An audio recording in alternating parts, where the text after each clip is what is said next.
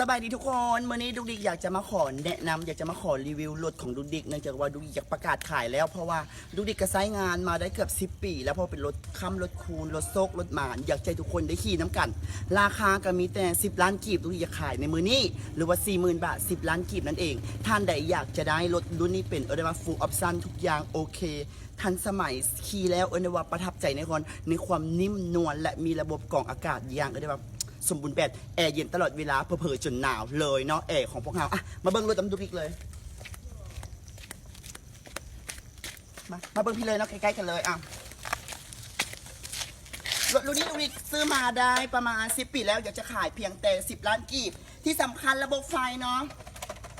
จะเป็นระบบเซ็นเซอร์ตกขุมบอมีเพย์บอมีอย่างเลยเพราะมันเป็นระบบของ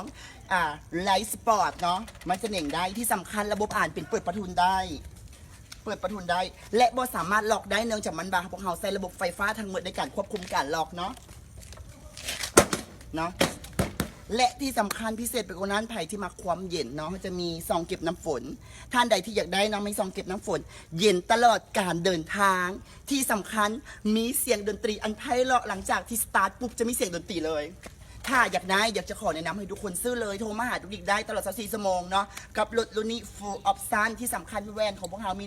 ระบบแยกก็คือหน้ามัวกับหน้าบ่มัวเนาะจะขี่ให้เบิ่งประทับใจอย่างแน่นอน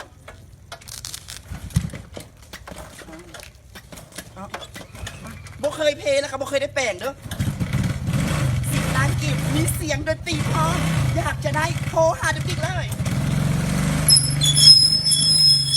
นี่เขาจะใส่เสียงจักจันเข้าไปเพื่อให้มีความทันสมัยยิ่งขึ้น